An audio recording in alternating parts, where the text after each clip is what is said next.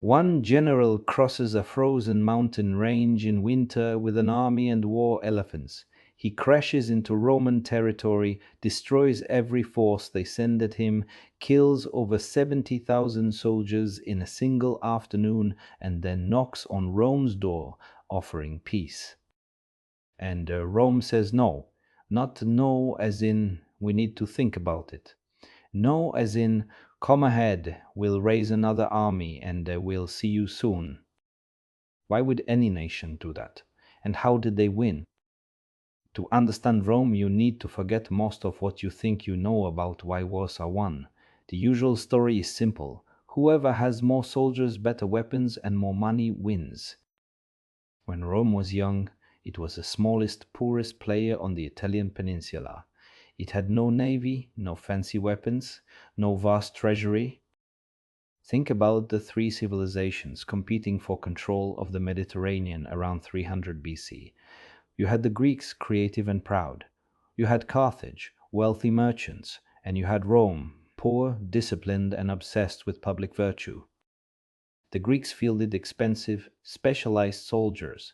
You had to buy your own armor, train for years, and be a property owner just to fight. The Carthaginians were richer than everyone but hired mercenaries, other people's sons, to do the fighting for them. When things got expensive, they did a cost-benefit analysis and surrendered. Rome was too poor to pay mercenaries, so ordinary Romans fought. And because they were fighting for their own city, their own families, their own history, they never quite stopped.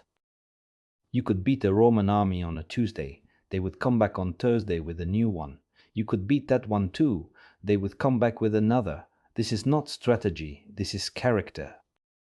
Nobody in ancient history came closer to destroying Rome than Hannibal Barca of Carthage. This man is considered by military experts to be the greatest battlefield commander who ever lived. He crossed the Alps in winter, something no one thought possible. He swept into Italy and defeated Roman army after Roman army using tactics nobody had ever seen. The most famous moment was the Battle of Cannae in 216 BC. Rome built an enormous army of 80,000 men and sent it straight at Hannibal's 40,000.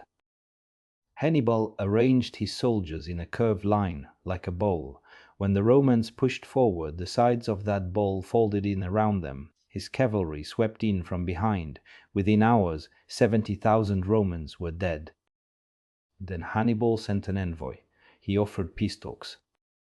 The Roman Senate met, looked at the numbers, and told Hannibal to come get them. Rome was supposedly founded when one twin brother killed the other to decide who would be king. That story didn't horrify Romans. It explained them. Later, there was a story about a woman named Lucretia, who was violated by the king's son, and then took her own life rather than live with the dishonor. Her death set off the chain of events that ended the monarchy and created the republic. This is a culture built around sacrifice, not weakness, sacrifice, the willingness to endure, absorb, rebuild, and keep going.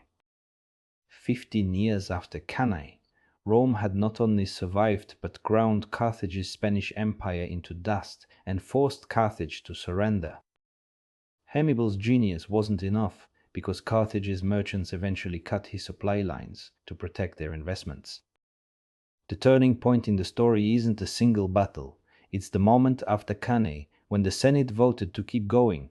That vote, made by exhausted men who had just lost a third of their colleagues in one day, is the real explanation for why Rome eventually ruled the world.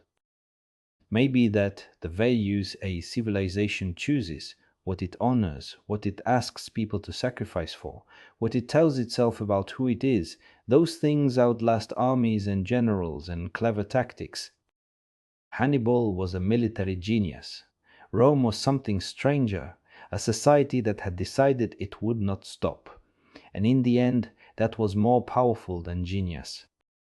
The lesson is uncomfortable. Because it means the question isn't always who is the strongest. Sometimes it is simply who refuses to